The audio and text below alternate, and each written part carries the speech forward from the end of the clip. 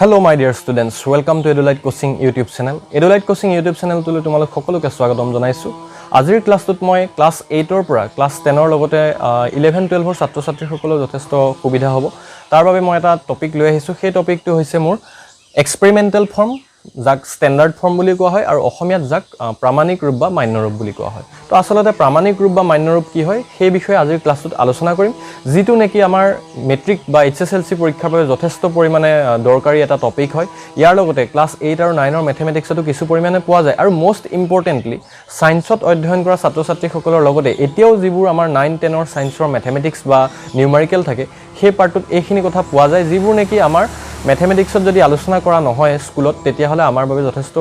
জটিল হ'ব পাৰে কেতিয়াবা কিছু মুহূৰ্তত। তো তাৰ বাবে যাতে সকলো ছাত্ৰ ছাত্ৰীৰ বাবে সুবিধা হয় মই সেই ভিডিওটো যুগুতাইছো। মই এটা ৰিকুৱেষ্ট কৰিম তোমালোকক, ভিডিওটো তোমালোকে আৰম্ভণিৰ পৰা শেষলৈকে স্কিপ নকৰাকৈ চাবা আৰু যদি চেনেলটোলৈ নতুনকৈ আহিছা সাবস্ক্ৰাইব কৰাৰ লগতে ভিডিওসমূহ যদি ভাল পোৱা তোমালোকৰ ফ্ৰেন্ড সাইকেলৰ মাজত শেয়াৰ কৰিবা, ভিডিওসমূহ লাইক কৰিবা আৰু তোমালোকৰ মতামতসমূহ আমাক কমেন্ট বক্সৰ জৰিয়তে জনাবা বুলি মই আশা কৰিছো। তো আহাচোন আজিৰ ক্লাছটো আৰম্ভ কৰোঁ। প্ৰথমতে প্ৰামাণিক ৰূপ বা মান্য ৰূপ যিটোক আমি স্ট্যান্ডাৰ্ড বা এক্সপেৰিমেন্টাল ফৰ্ম বুলি কওঁ, এটো আমাক কেতিয়া প্ৰয়োজন হয়? যেতিয়া এটা সংখ্যা বহু বৃহৎ বা ক্ষুদ্ৰ হয়, যেতিয়া নেকি নাম্বাৰ এটা লাৰ্জ হ'ব পাৰে বা স্মলাৰ হ'ব পাৰে, স্মল হ'ব পাৰে, বহুত ডাঙৰ হ'ব পাৰে বা বহুত সৰু হ'ব পাৰে, দশমিকত থাকিব পাৰে বা ইভাগেও বহুত এটা ডাঙৰ সংখ্যা থাকিব পাৰে, তেতিয়া আমাৰ বাবে এইটো খুবেই দৰকাৰী যে আমি তাক প্ৰামাণিক ৰূপত প্ৰকাশ কৰোঁ। আৰু প্ৰামাণিক ৰূপত প্ৰকাশ কৰাৰ বাবে আমাৰ কৰি পেলাই আমাৰ অংকসমূহ কৰিবলৈ সহজ হয়। তো কেতিয়াবা আমাক তোমালোকক টিচাৰসকলে ক'ব পাৰে যে 10ৰ সূচক হিচাপে প্ৰকাশ কৰি তোমালোকে কুৱেশ্যনবোৰ কৰিবা, তেতিয়া তোমালোকৰ সুবিধা হ'ব। তো গতিকে এই 10ৰ সূচক হিচাপে যাক নেকি আমি সিম্পলি স্ট্যান্ডাৰ্ড ফৰ্ম বা এক্সপেৰিমেন্টাল ফৰ্ম বুলি কওঁ, সেইটোৰ ওপৰত আজি ক্লাছটোত তোমালোকে গোটেইখিনি কনসেপ্ট পাবা। তো ক্লাছটোত মই পোনপ্ৰথমে সেই এক্সপেৰিমেন্টাল ফৰ্মটো একচুয়ালি কি হয়, এক্সপেৰিমেন্টাল বা প্ৰামাণিক ৰূপটো কি হয়, যিকোনো বৃহৎ বা ক্ষুদ্ৰ সংখ্যা থাকে, any large or small number we can express in the form k into 10 to the power m, where য'ত k টো সদায় 1তকৈ ডাঙৰ হ'ব বা 1ৰ সমান হ'ব লাগিব আৰু সদায় ই 10তকৈ সৰু বা 10তকৈ সৰু হ'ব। তো k টো সদায় 1তকৈ ডাঙৰ হ'ব বা সৰু হ'ব, সমান হ'ব আৰু 10তকৈ সৰু হ'ব। বুজি পালা নে? আৰু m টো কি হয়, where m is any integer, n কি হ'ব পাৰে ইয়াত, এই m টো কি হ'ব পাৰে, যিকোনো অখণ্ড সংখ্যা হ'ব, ধনাত্মক হোক ঋণাত্মক হোক, য'ত নেকি অখণ্ড সংখ্যা কাক কয়, যিবোৰ আমি সংখ্যা ৰেখাত প্ৰকাশ কৰিব পাৰোঁ। ইয়াত 0 হ'ব পাৰে, +1 -1, প্লাছতো হ'ব পাৰে মাইনাছতো হ'ব পাৰে। তো এক্সপেৰিমেন্টাল ফৰ্ম বা স্ট্যান্ডাৰ্ড ফৰ্ম যাক নেকি আমি প্ৰামাণিক বা মান্য ৰূপ বুলি কওঁ, তাৰ আৰ্হিটো কি হয়, k into 10 to the power m। সেইটো ছাত্ৰ ছাত্ৰীসকলৰ বাবে সুবিধা হোৱাকৈ মই বনাইছোঁ ভিডিওটো। তো এতিয়া মই বেছি ভিডিওটো দীঘলীয়া নকৰোঁ, আমাৰ প্ৰামাণিক ৰূপত প্ৰকাশ কৰিবলৈ কেতিয়াবা দিব বা এই প্ৰামাণিক ৰূপত দিয়া থকাৰ পৰা আমাক সাধাৰণ আৰ্হিটোলৈ নিব লাগিব। তো সাধাৰণ আৰ্হিটোত থাকিলে কেনেকুৱা হ'ব আমাৰ ফৰ্মটো বা স্ট্যান্ডাৰ্ড ফৰ্মত থাকিলে কেনেকুৱা হ'ব, আমি কিছুমান এক্সাম্পল লৈ পেলাই যদি কৰোঁ আমি তেতিয়া সহজে বুজি পাম। এতিয়া মই তোমালোকক দুই ধৰণৰ এক্সাম্পল দিব বিচাৰিছোঁ। প্ৰথমতে মই সাধাৰণ ফৰ্মত ৰাখিম, সাধাৰণ আৰ্হিৰ পৰা জেনেৰেলাইজ ফৰ্ম, যিটো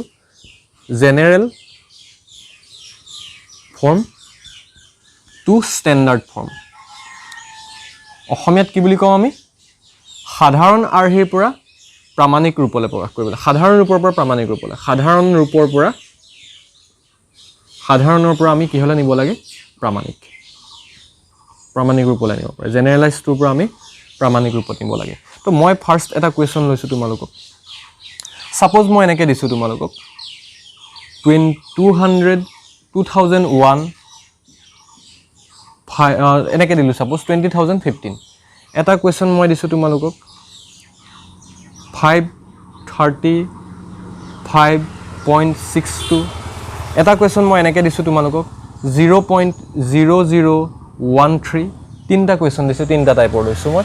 এটা মই লিখিছোঁ 20,015, এটা লিখিছোঁ মই 535.62 আৰু এটা লিখিছোঁ 0.0013। তো এইকেইটা হ'ল জেনেৰেলাইজ ফৰ্মত আছে। মই ইয়াক প্ৰামাণিক ৰূপত নিব লাগে, অৰ্থাৎ k into 10 to the power m আৰ্হিত নিব লাগে, য'ত নেকি k টো 1ত সমান বা ডাঙৰ হ'ব আৰু 10তকৈ সৰু হ'ব। এতিয়া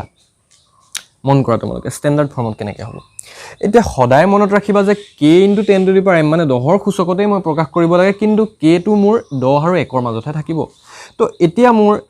দশমিকটো চোৱা, যেতিয়া এটা সংখ্যাত দশমিকটো আমি দেখা নাপাওঁ তেতিয়া সদায় দশমিকটো শেষত থাকে, অৰ্থাৎ এইটো যদি মই আজি 0.0 লিখোঁ মোৰ এইটো কিবা সলনি হ'বনি নহয় অৰ্থাৎ ই একেই আছে 0.00 যদি লিখোঁ মোৰ একেই আছে আজি যদি মই তোমাক কওঁ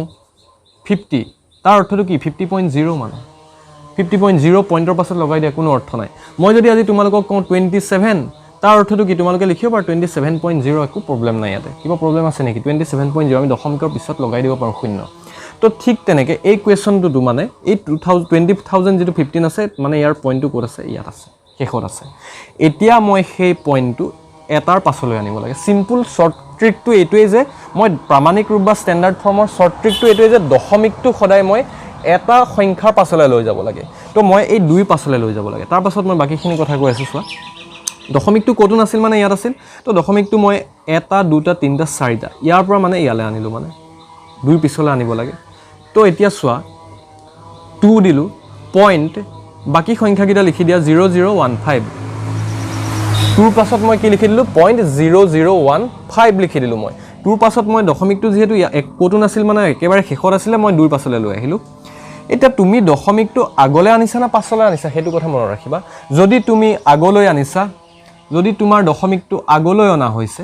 তেতিয়া হলে তোমাৰ 10 ৰ ওপৰত সূচকটোৰ ওপৰত প্লাস হ'ব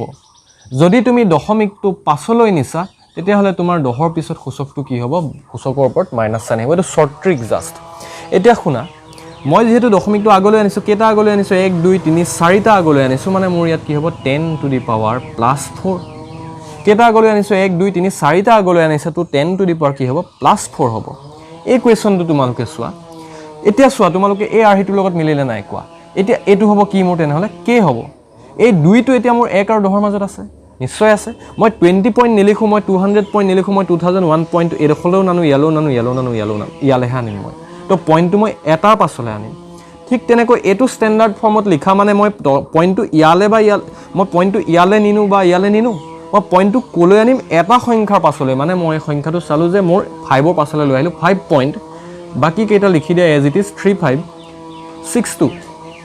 দশমিকটো মই কেটা আগলৈ আনিছো ইয়াৰ পৰা মই আগলৈ আনিছো এটা দুটা আগলৈ আনিছো তো এটো কি হ'ব 10 টু দি পাৱাৰ 2 মানে 10 স্কয়াৰ আগলৈ আনিলে সদায় 10 ৰ ওপৰত সূচকটো কি হ'ব বুলি কৈছো মই প্লাস হ'ব এই কোৱেশ্যনটোলে মন কৰা এতিয়া দশমিকটো ইয়াত আছে মই এটা সংখ্যাৰ পাছলৈ নিব লাগে মানে তুমি প্ৰথম লিখি লোৱা সংখ্যাটো মোৰ এতিয়ালৈকে আৰম্ভ হোৱা নাই এটো চোৱা 1 0 কিটা এৰি দিয়া 1.3 আৰু আছে নেকি সংখ্যা নাই 1 ৰ পাছলৈ লৈ আহিলো মই এটা দুটা তিনটা পাছলৈ আনিলো মানে মই পইণ্টটো ইয়ালৈ আনিছো কেটা পাছলৈ আনিছো এটা দুটা তিনটা পাছলৈ আনিছো তো মই 10 ৰ ওপৰত কি লিখিম -3 পাছলৈ নিলে মাইনাস হ'ব আগলৈ আনিলে প্লাস হ'ব তো মই পাছলৈ যেতি আনিছো এটা দুটা তিনটা পাছলৈ আনিছো তো 1.3 * 10 টু দি পাৱাৰ -3 এটো মই ইয়াৰ পৰা দুটা আগলৈ আনিছো এটা দুটা তো ইয়াত আহিলে 10 টু দি পাৱাৰ +2 এটো কয় ষ্টেণ্ডাৰ্ড ফৰ্ম আৰু এটো হল আমাৰ জেনেৰেলাইজড ফৰ্ম যত নেকি আৰ হেতু হল k * 10 to the power m k টো থাকিব 1 আৰু 10 ৰ মাজত যাৰ নেকি অৰ্থটোৱে হল যে এটাৰ সংখ্যাৰ পাছত মানে এককৰ পৰা দেই 10ক 1 আৰু 10 ৰ মাজত আমি ৰাখিব লাগিব সংখ্যাটো 2 5 1 একেটা চোৱা 1 আৰু 10 ৰ মাজত আছে বা একো হ'ব পাৰে ঠিক আছে এটা মই নেক্সট কেটামান কোৱেশ্যন লৈ পেলাই তোমালোকক হোমৱৰ্ক হিচাপেও দিম লগতে তোমালোকে আৰু যাতে ক্লিয়াৰ হয় মই তাৰ কাৰণে আৰু কেটামান এক্সাম্পল লম এতিয়া চোৱা মই আৰু দুটা এক্সাম্পল লৈছো তাৰ পাছত তোমালোকক কেটামান দিম কৰিবলৈ তো এই কোৱেশ্যনটো এতিয়া তোমালোকে চোৱা এটো চোৱা কোৱেশ্যন এটো সাপোজ মই অকনমান চেঞ্জ কৰি দিছো এই কোৱেশ্যনটো সাপোজ মই এডখত 6004 লিখিছো এতিয়া চোৱা তো এনেকুৱা কোৱেশ্যন কেতিয়াবা ডাউট কৰিব পাৰে তো মই এই দুটা এক্সাম্পল লৈছো চোৱা এটা এই এক্সাম্পল দুটা তোমালোকে যদি চোৱা মই দশমিকটো এটাৰ পাছলৈ নিম মানে মই দশমিকটো ইয়াৰ পৰা ইয়ালে নিব লাগিব 6 পইণ্ট যেহেতু অকল যদি মোৰ ইয়াত 0 ৰ পাছত সংখ্যা নাথাকিলে হয় মই ইয়াতে ৰাখি দিলো কিন্তু মোৰ 0 ৰ পিছত কি আছে 4 আছে তো মই লিখিব লাগিব 6.004 এটা দুটা তিনটা পাছলৈ নিলো তো 10 টু দি পাৱাৰ কি হ'ব -3 এটা এই পইণ্টটো ইয়াত আছে মোৰ মই এটা সংখ্যাৰ পাছলৈ নিম মানে মই 5 ৰ পিছত দিব লাগিব পইণ্টটো 5.03 এটা এই কেটা লিখিব লাগিব যেহেতু 056 লৈকে নাম্বাৰ আছে নহয় মোৰ 056 তো পইণ্টটো মই ইয়ালে আনিছো পইণ্টটো ইয়ালে অনাৰ লগে লগে কেটা আগলৈ আনিলো মই দুটা আগলৈ আনিলো তো কি হ'ব 10 স্কয়াৰ তো কেটা আগলৈ আনিলো দুটা আগলৈ আনিলো 5.03 056 * 10 স্কয়াৰ মানে এটা দুটা আগলৈ আনিলো তো ইয়াত কি আহিলে 10 স্কয়াৰ আহিলে তো যেতিয়া মই আগলৈ আনিম তাত প্লাস আহিব আৰু যদি মই প্লাসলৈ নিও তেতিয়া 10 ৰ ওপৰত সূচকটো কি আহিব মাইনাস আহিব আৰু এই k * 10 to the power m যেটো আৰহি আছিলে তো মোৰ এটো k টো কিহত আছে তেনেহলে 1 আৰু 10 ৰ মাজত আছে k টো 1 আৰু 10 এটো 6 বা 5 তো এতিয়া মই যদি তোমালোকক কেইটামান হোমৱৰ্ক হিচাপে দিব বিচাৰিছোঁ যাৰ এনচাৰটো তোমালোকে মোক কমেণ্ট বক্সৰ জৰিয়তে জনাব পাৰা বা আমাৰ হোৱাটছএপ গ্ৰুপৰ থ্ৰুৱেদি তোমালোকে মোক এনচাৰখিনি পঠাব পাৰা তো এতিয়া হোমৱৰ্ক হিচাপে কেইটামান কুৱেশ্যন দিছোঁ য'ত নেকি কুৱেশ্যনটো হৈছে যে convert general form to standard form তো জেনেৰেল আৰ্হিৰ পৰা তোমালোকে সাধাৰণ আৰ্হিৰ পৰা প্ৰামাণিক বা মাইনৰ ৰূপলৈ নিব লাগে তো মোৰ কুৱেশ্যনটো হৈছে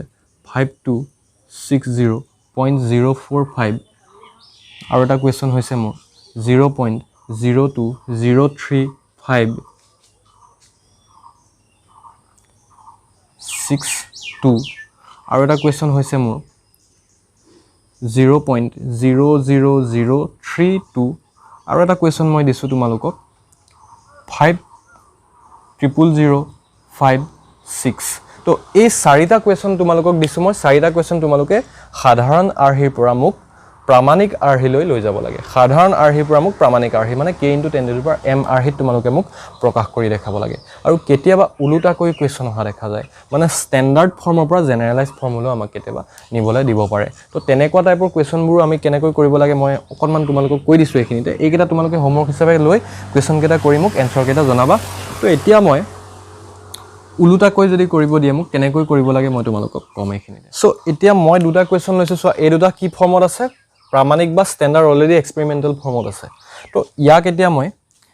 এতিয়া মই কি হ'লে নিব লাগে সাধাৰণ আৰ্হিলে নিব লাগে মানে এই দহৰ সূচকটো আঁতৰাই দিব লাগে মই ইয়াৰ পৰা তো কি কৰিম তেতিয়াহ'লে চিম্পুল এতিয়া মই চোৱা এতিয়া মই উলুটাকৈ ভাবিব লাগিব তো 10⁻⁻5 আছে